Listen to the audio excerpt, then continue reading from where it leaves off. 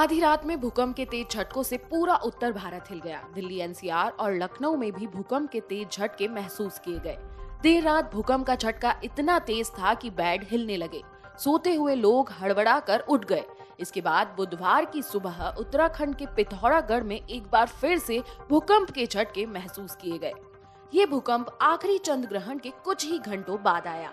चंद्र ग्रहण के बाद मंगलवार देर रात भूकंप के तेज झटकों ने लोगों को खौफजदा कर दिया। भूकंप का केंद्र नेपाल था, जिसकी तीव्रता 6.3 थी। ज्योतिषों ने पहले से ही चंद्र ग्रहण के बाद ऐसी घटनाएं होने की आशंका जता दी थी।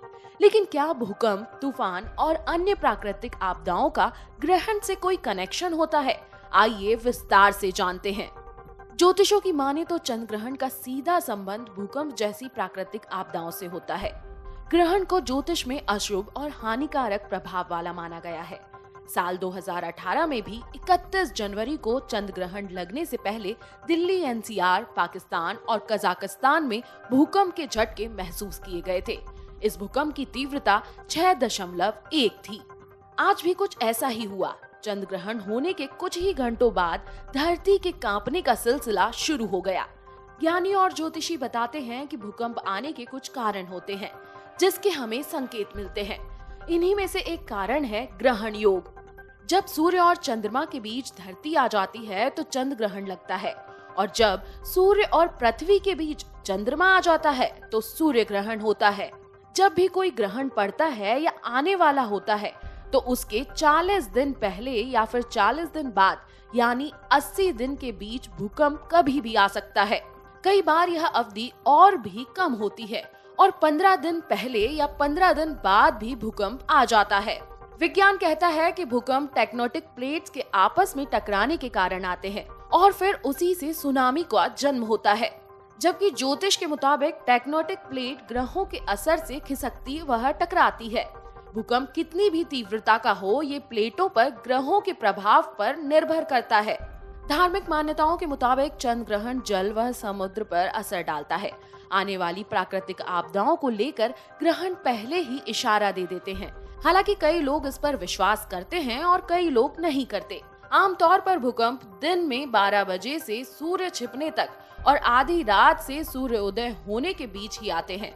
ज्योतिष शास्त्र के मुताबिक भूकंप उस क्षेत्र में आने की संभावना ज्यादा हो जाती है जहां ग्रहण का साफ प्रभाव देखने को मिला हो और जहां परिस्थितियां धरती के नीचे विपरीत हों।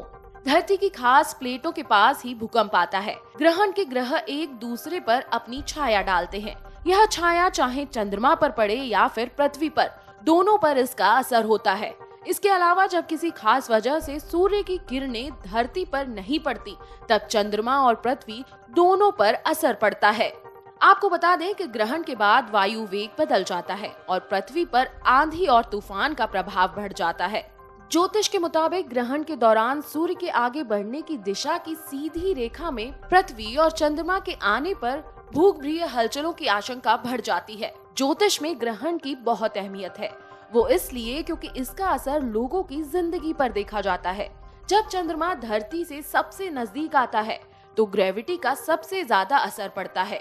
इस वजह से पूर्णिमा के दिन समंदर में सबसे ज्यादा ज्वार आते हैं और ग्रहण का प्रभाव और बढ़ जाता है। ग्रेविटी के घटने और बढ़ने की वजह से ही भूकंप आते हैं। Video desk amarujala.com। डाउनलोड करें अमर उजाला ऐप और पाएं खबरें लगातार। अगर आप ये वीडियो YouTube पर देख रहे हैं तो हमारे चैनल को सब्सक्राइब करें और बेल आइकन को दबाना ना भूलें। अगर आप Facebook पर ये वीडियो देख रहे हैं तो हमारे पेज को लाइक करें।